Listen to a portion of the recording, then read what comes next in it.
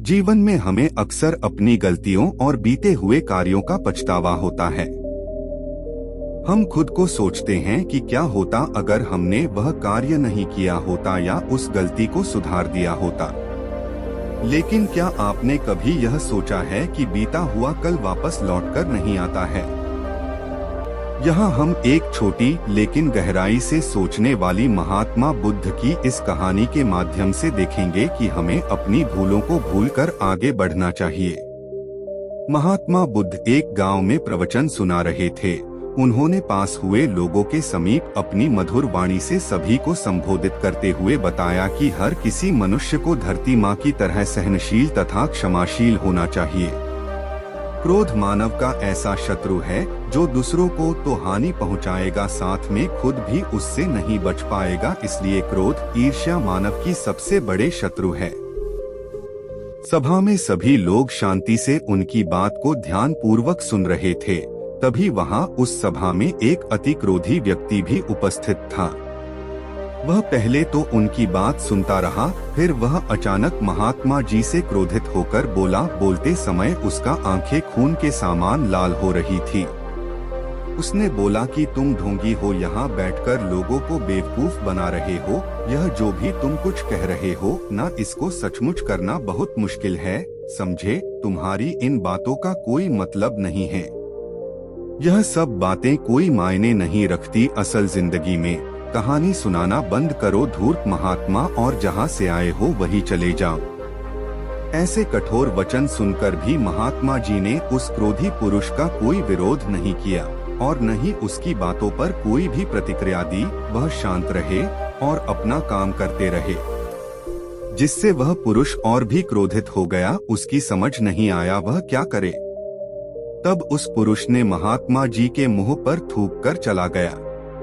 अगले दिन जब उस व्यक्ति का क्रोध शांत हुआ और उसे अपनी गलती का पछतावा हुआ, तब वह आत्मग्लानि में जलने लगा और फिर उसने सोचा कि उस महात्मा से मुझे माफी मांगनी चाहिए।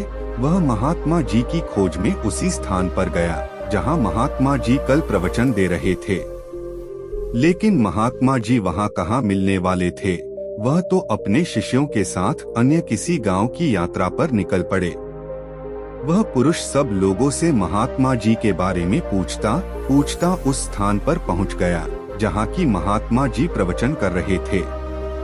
तब उस पुरुष को महात्मा जी के शिष्यों ने उसे उनके पास जाने से रोका, लेकिन महात्मा जी ने अपने शिष्यों को आदेश दिया कि आने दे उस पुरुष को।